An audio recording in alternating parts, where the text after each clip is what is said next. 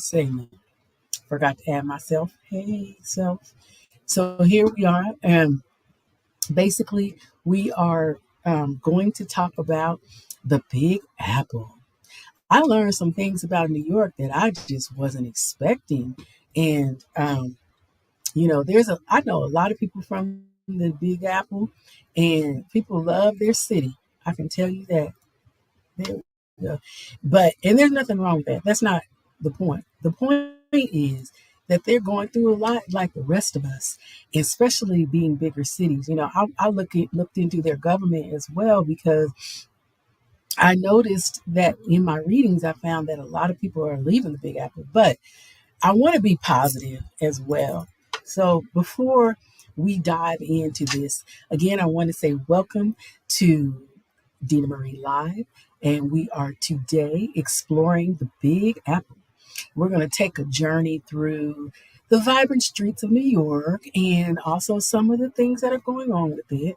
I'm your host, like I mentioned, Dina Marie. And basically, this episode, we're going to discover some of the greatness, their attractions, some of the things and adversities that they're going through. But hey, New York City, what's up, NYC? Love New York. New York, I cannot believe the lights alone have me enamored. Love the lights. Love Central Park. I did a photo shoot in Turtle Park and it was awesome. My son was there. He just went along to get some pizza from the pizza place that was by Turtle Park. But he was a great asset and help for me. But anyway, so let's talk about it. Let's get into it. As we're discovering some of these great attractions that New York has and some of the must visit destinations, we want to be part of helping their economy, just like your economy in your city. As I mentioned, anybody watching and you're thinking about visiting or going out for the summer and you want to go to New York, this is where you learn first what NYC has as a global tourist hotspot and why they've been named that for so many years. So, New York is often referred to as the city that never sleeps, as we've talked about in the past.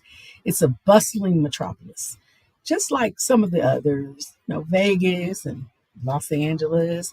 We're all bustling, but this particular metropolis in NYC is brimming with iconic landmarks like rich historic and diverse cultural tapestry and that kind of like line its skyline, right?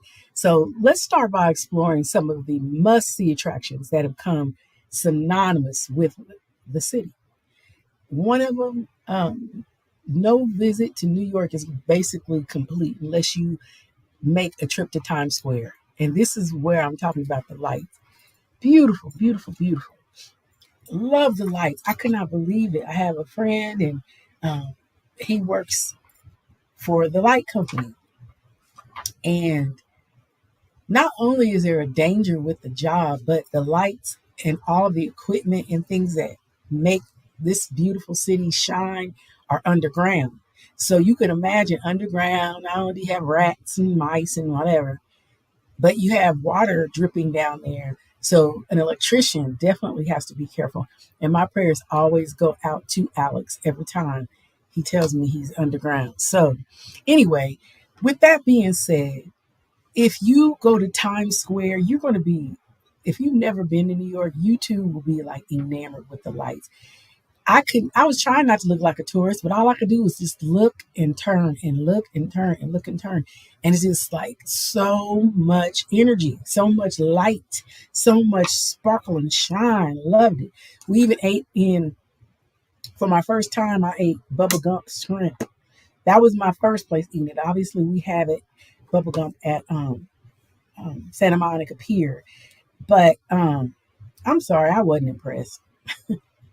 I was more impressed with some of the barbecue joints that we went to and definitely Thai food. I fell in love with Thai food. Never had I ever had Thai food until I went to New York and then I couldn't stop eating Thai food. Love it. OMG, I love it. But for the most part, it's dazzling, Times Square. the billboards and the bustling crowds. You could barely move a stroller. Seriously, because at the time we had my grandson was in a stroller and we just couldn't move. There was so many people, and this, of course, was prior to COVID. So when people were telling me after COVID, just like in some of our areas, that it was desolate, I just couldn't believe it. Because New York, you can't move. You walk, you take like literally, you think LA's bad and Hollywood Square, I'm not Hollywood Square, but Hollywood Boulevard, Sunset Boulevard area that used to be busy as well. But Times Square in New York is 10 times busier. And I'm not sure how it's doing now. It'd be nice if somebody could shout out and let us know how it's doing in New York. But I hear again, as we're talking about economic stuff, there's some issues going on. But the crowds are amazing. Captures it, the whole Times Square captures the essence of that city's vibrant energy. As I mentioned, it's the heartbeat of Broadway, but it also is where you can catch world class theater performances and enjoy the electrifying atmosphere. There also are, again, many restaurants. But if you go to New York, you've got to catch a play. The plays are amazing, and you can anticipate to spend about $200 a ticket. That's about right, but it's worth it. So it's a once in a lifetime thing. When I was there, Hamlet was there. But if you visit New York, the destination, Central Park, two things that I've already mentioned. Turtle Park is a part of Central Park, but Central Park is amazing as well. It's beautiful. You see people laying across the lawn, just relaxing and enjoying the sun and enjoying the actual atmosphere itself. Again, it's very iconic, a sprawling oasis nestled in the heart of Manhattan. It is very beautiful. It has a very lush and green, picturesque lakes and winding paths that you can go through. Central Park offers like a very serene retreat. As I mentioned, people put their little pallets out. They have their dogs and they walk them and their pets, and they're just enjoying. It's a very breathtaking landscape of hustle and bustle in a city where people are just vegging out and chilling in Central Park. So you definitely got to enjoy Central Park, from horse-drawn carriages to lakes, or simply just strolling through the greenery and meandering paths. There's something for everyone. I almost got ran over by a bicycle though, because there's a bicycle path that you cross over. So you got to be careful. They're supposed to be watching out for you as a pedestrian, but sometimes things happen. So it's important to just keep things in mind as you decide to navigate through the park. But maybe you decide you want to have a picnic or something, and you want to have, you want to have your family, you want to eat out and enjoy each other's company just on a little nice little palette and just love the atmosphere. It is a beautiful, beautiful place. Also, excuse me. Also, there's another famous landmark in New York, which is the Statue of Liberty. Oh, this was amazing. I didn't mention this at first, but you ride on boats. They're basically a boat that takes you out to as close as you can get to the Statue of Liberty, and you must see this. You must visit it. It is a beautiful sight. You get right up on it as close as you can. The architecture itself is a marvel, and it will just like amaze you. But it offers a very stunning vistas from the observation deck, which it kind of allows you to take like a breathtaking view and sight of it and just absorb it in. But you're also on a nice little boat ride, and you have the cityscape and beyond. So it's just breathtaking. Another area that I thought was amazing was the Empire State Building. Like I mentioned, it's a multi-visit, a must-visit, multi-level building that is just out of this world. You just cannot believe it. And even with going back into the Statue of Liberty, you're riding the ferry. That's what I was trying to say. When you ride the ferry of the Statue of Liberty, some of these things that we're talking about, you can see from the ferry as well. You would also have Liberty Island, which is, uh, and you can climb to the statue's crown for a truly memorable experience. And I'm not sure because it seems like it's an accompanying visit on Ellis Island Museum offers a glimpse of millions of immigrants who passed through the doors that were shaping the national history. I did not get to partake in that. And I think I did not because I'm thinking it wasn't open at the time. So sometimes the areas that we're speaking of are open and sometimes and they're available and sometimes they're not. So you just got to double check. And there's plenty of tourist type of trips that you're able to pay for and they will tell you what you can partake in and what you can't. Some offer meals and some do not. So you will bring your own meal or on the ferry, they would have snacks and drinks, both alcoholic beverages and non-alcoholic beverages, if I'm not mistaken. Seems like there were. But for the most part, if we go on into New York City, it's renowned for its world-class museums. As I said before, the Metropolitan Museum of Art, which is known as the Met, houses and very impressive collections spanning thousands of years in various cultures. The Met is gorgeous. Okay, it is amazing if you're into cultural things and exhibits. I love art, so it's was very thrilling.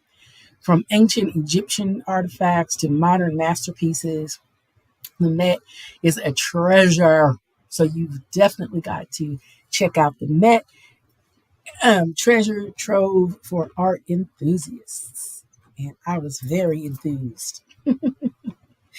Most importantly, within New York, as I mentioned before, they have many museums. They have world class museums. And the buildings alone, the actual aesthetics of New York alone are beautiful in their architecture because some of those buildings, some are cobblestone and brick and mortar type of buildings that are really gorgeous. But for the most part, when we talk about reaching some of these modern museums and art, there you can immerse yourself in the world of contemporary art, going all the way back to featured works, renowned artists, and like Vincent van Gogh, also Picasso, Warhol. It's a must visit. So you definitely would love to see that and the impressions that those artists have left, as well as what's going on in those museums, because there are major stuff you can enjoy and love and have as memorabilia for your picture album, for the things that you can take photos of. If we also look into the vibrant culture and how diverse it is in New York, I love the fact that there's neighborhoods like Chinatown, Little Italy, Harlem is highly recommended. These areas offer a very unique blend of culture. So you definitely want to take advantage of that. Now, as we know, New York is made up of 5 boroughs, and each coexists with one of the 5 counties of New York State. So you got Brooklyn is King County. You got the Bronx County. You got Manhattan, New York County. You got Queens County, and Staten Island, which is Richmond County. So when New York was first consolidated into its present form in 1898, all the previous towns and county governments within it, they abolished in favor of the present 5 boroughs. And that's how they became those 5 boroughs. And then they unified and centralized the city government. Now, each county retains its own district, however, own district attorney. So if they have to prosecute on crimes, that's how they do it, by their own district attorney, which is pretty cool. And moreover, the court system is organized around the country, the counties. So they have kind of like their own metropolis and city and whatnot that they use for making sure that they're straight on their legal stuff. But I wanted to get an idea when we talk about New York City versus Florida, because a lot of people will retire from New York and go to Florida. New York Governor Andrew Cuomo is this the state will have to raise taxes. He's saying that they're going to have to raise taxes because they're going through a budget deficit. And New York doesn't, some people feel they do not have to do that at all. Instead, it can and should cut spending. And that's basically what it is. But I think that they don't want to risk their reputation of the beauty and all of the luster that it has. But in New York in itself, the local taxes are already at their highest in the nation. So their residents and even officials rate them at Cuomo an F as far as taxes are concerned for the fiscal report. So they're definitely not wanting to tax and spend increasing and all that. They're ready to kind of like make sure that things get right. But the chart shows that on the census data for a total state and a local government spending in New York and Florida, Florida's population is larger than New York, believe it or not. But in 2018, New York's government spent $367 billion, while Florida spent $188 billion. So Manhattan is expensive. We know Florida can be expensive, but it accounts for less than 10% of New York's population, Manhattan. So that's even more interesting to know that New York government spending is outrageously high, and they are going through a lot of issues. And rather than raise the taxes again, like the New York leaders have proclaimed should be done, is they should study why their government costs twice as much as Florida's and find ways in Florida to make the government leaner and more efficient. So that has been Rep Your City and our Dina Marie Live podcast for this week. I have loved speaking with you, and thank you for joining us this week. And we'll be back next week for more of Dina Marie Live. And please do not hesitate to comment. Leave me a comment or a question in the DM or something you'd like to hear on Dina Marie Live, and we'll do our utmost and best to make it happen, Captain. Thank you, guys. Mwah. Love you. And don't forget, listen to Dina Marie Live on our podcast stations of Spotify, Apple Podcasts, Google Podcasts, and so many others. Thank you, guys. Have a great week.